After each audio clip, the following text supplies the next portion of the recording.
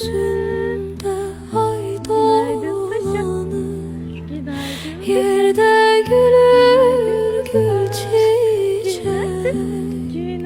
Gören açan bir de yarın kapımızdan geçecek.